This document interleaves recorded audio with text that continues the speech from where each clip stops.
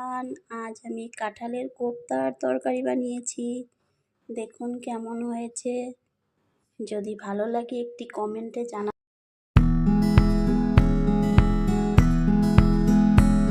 আমি কাঁঠালের কোপ্তার তরকারি বানাবো। তো আমি কাঁঠালটা কেটে একটু হলুদ দিয়ে জলে রেখেছিলাম আর একটু তেলও দিয়েছিলাম যাতে আঠাটা পাত্রে লেগে না যায়।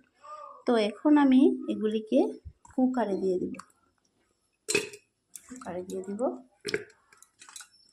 আর আমি এই জলটাই দিয়ে দিব, হলুদ জলটাই দিয়ে দিব যাতে কালো হয়ে না যায়। আর এখানে তেল দেওয়া আছে, একটু সরষের তেল। তেলটা দিলে এই পাত্রে লেগে যাবে না। আর একটু নুন দিয়ে আমি এটাকে এখন সিদ্ধ করে নেব। বসিয়ে দিয়েছি আর একটু নুন দিয়ে দিলাম যাতে ভালো করে সেদ্ধ হয়ে যায়। এই যে টমেটো, আদা আর কাঁচা লঙ্কা, আর এখানে আলু। এখানে আমি নিয়েছি গোটা জিরে আর একটু গোলমরিচ, দুটো এলাচ, একটি দারচিনি, শুকনো লঙ্কা, তেজপাতা। আর এই কিশমিশটা একটা অন্য কাজে লাগাবো। আর এগুলি এখন তো আছেই। এই দেখুন সিদ্ধ হয়ে গেছে, একেবারে ভালো করে সিদ্ধ হয়েছে। আর এখানে আমি একটু বেসন দিয়ে দেব, একটু আটা দিয়ে দেব, একটু হলুদ দিয়ে দিয়েছি, একটু নুন দিয়ে দিয়েছি। এখন এখানে একটু গরম মশলার গুঁড়ো দিয়ে দিব। সব কিছু দেওয়া হয়ে গেছে। এখন আমি এটাকে ভালো করে মেখে নেব। মাখাটা পুরা হয়ে গেছে। এখন এটাকে গোল গোল করে বড়ার মতো বানাবো। একটু হাতে তেল দিয়ে নিব, হাতে একটু তেল দিয়ে দিব যাতে হাতে লেগে না যায়।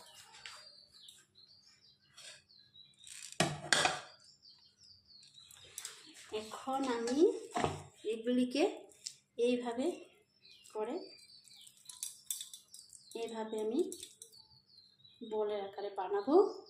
আর এখানে মিডিলে আমি একটা করে কিশমিশ ঢুকিয়ে দেব। যে একটি করে কিশমিশ আমি এটার ভিতরে দিয়ে দিব যাতে খাওয়ার সময় মুখে লাগে।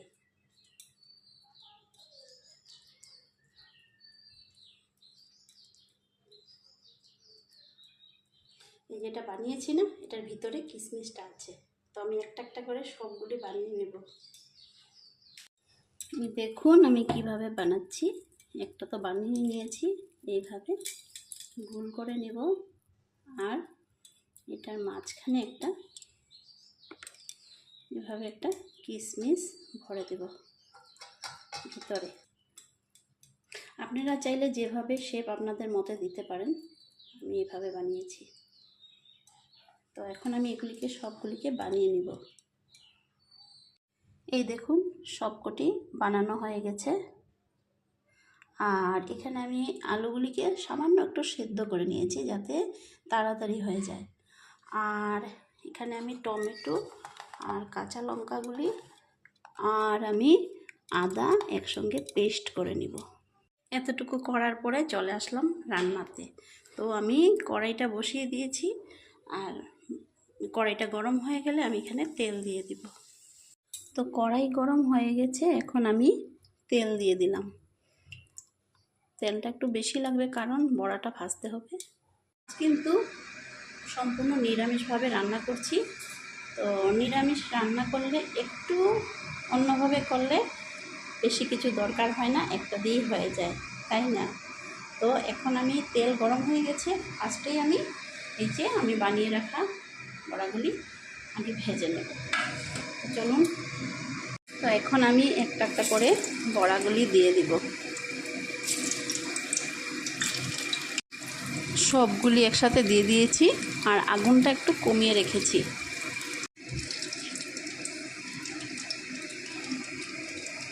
এক পিঠ প্রায় হয়েই গেছে। তো আমি সবগুলিকে এভাবে উল্টিয়ে দিব আস্তে আস্তে। মোটামুটি হয়েই যাচ্ছে। দেখুন একটু সুস্বাদু খেতে হলে অল্প সময় নিয়ে বানাতে হয়। তো এগুলি বানাতে একটু সময় লাগে কারণ আগুনটা কমিয়ে রাখতে হয়, নাহলে ভালো করে ভেতরটা ভাজা হবে না। এই দেখুন হয়েই গেছে। এখন সবগুলিকে আমি নামিয়ে নিব। এই তেলেই আমি এখন আলুগুলিকে একটু ভেজে নেব, একটু হলুদ আর নুন দিয়ে। আলুটা যেহেতু একটু সিদ্ধ করে নিয়েছি, তার জন্য বেশি সময় লাগবে না। আর আগুনটা পুরো বাড়িয়ে দেবো। এখন ফুল ফ্লেমে আমি আলুটা একটু ভেজে নেব।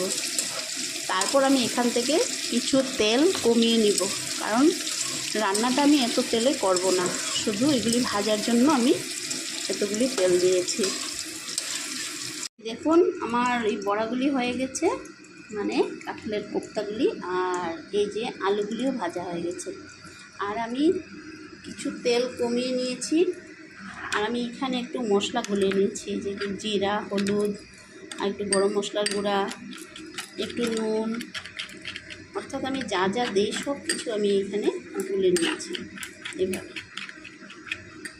আর কড়াই তো আমার বসানোই আছে। এখন আমি এখানে শুকনো লঙ্কাটা দিয়ে দিব। তারপর আমি একে একে সব কিছু দিয়ে দিব। তেজপাতা দিয়ে দিলাম, আর একটু জিরা দিয়ে দিলাম, জিরা ফোড়ন, গোলমরিচ আর এলাচ। এলাচটা অল্প থেতো করে নিতে হবে। আর এই যে দারচিনি, সব কিছু সম্বাস আমি দিয়ে দিলাম। তারপর এটার মধ্যে বেটে রাখা আদা, টমেটো আর কাঁচা লঙ্কাটা দিয়ে দিলাম।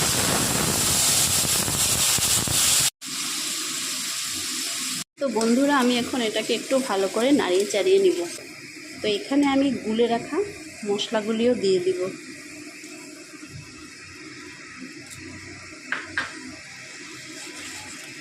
এভাবে হয়ে আসবে। এই দেখুন অল্প অল্প তেল ছেড়ে দিচ্ছে। যখন এভাবে হয়ে আসবে, তখনই কিন্তু আমি এখানে আলুগুলি অ্যাড করে দেব।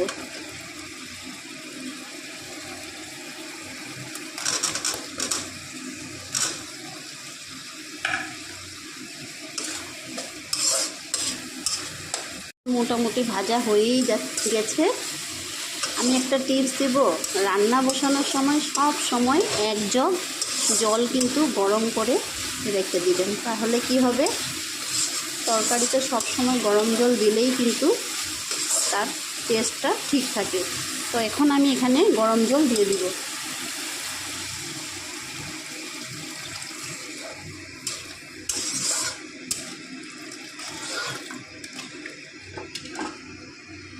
এই দেখুন আমি এতটুকু জল দিয়েছি, আপনারা আপনাদের পরিমাণ মতো দিবেন।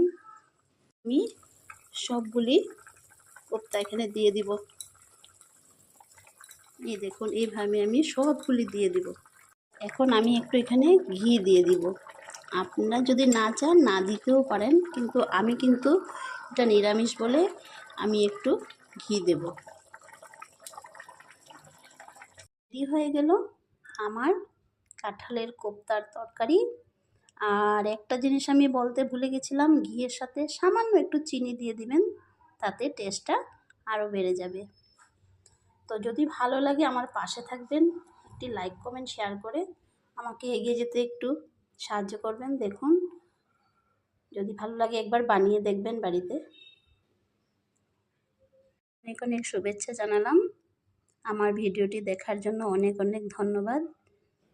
তো আজ আমি ভিডিওটি এখানেই শেষ করলাম। সবাই ভালো থাকুন, সুস্থ থাকুন। নমস্কার।